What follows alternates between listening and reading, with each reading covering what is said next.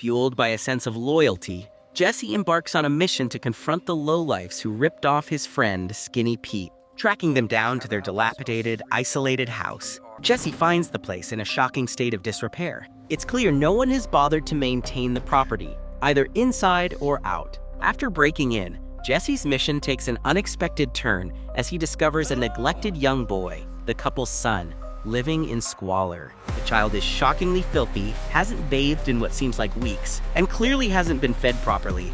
Jesse, feeling a pang of empathy, finds him something to eat. The scene is a sad portrayal of the consequences of neglect. When the parents, a pair of drug-addled degenerates named Spooge and his wife, finally return, Jesse confronts them, demanding the return of his stolen meth and cash. They reluctantly hand over a portion of the meth, claiming they lost the rest, and reveal an ATM they've brazenly stolen from a convenience store. Spooge, with a warped sense of morality, defends the theft, claiming the money is insured, making it a victimless crime. However, Jesse soon learns the gruesome truth.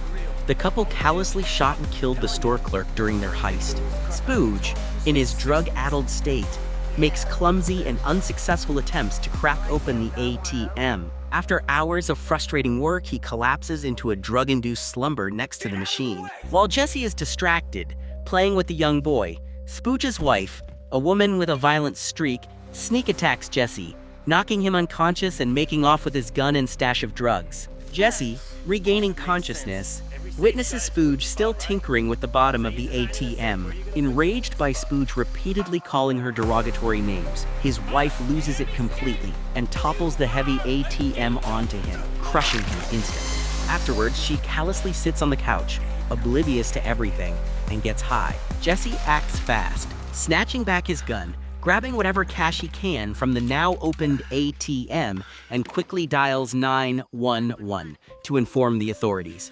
He ushers the bewildered little boy out of the house, warning him to stay away, and runs from the scene, leaving the chaos behind him. Meanwhile, Walter White, now back at his teaching job following his chemotherapy, uses the story of Dr. Tracy Hall, the inventor of synthetic diamonds, to subtly highlight his own feelings of injustice. He explains how Hall received little recognition or financial reward, while General Electric reaped astronomical profits. Back home, Walt's carefully constructed life begins to unravel, as Skylar receives a call from Gretchen Schwartz, thanking her for paying for Walt's treatment. Gretchen, caught off guard, doesn't reveal the truth that she wasn't responsible for paying the bills. Instead, Skylar invites her over for lunch, hoping to get more answers. Walter returns home to find Gretchen already at the house. As she's about to leave, Walt intercepts her, offering to walk her to her car, hoping to get ahead of the situation. He implores her to remain silent about his treatment until he can talk to her. When the two meet for lunch at a fancy restaurant, a tense conversation ensues.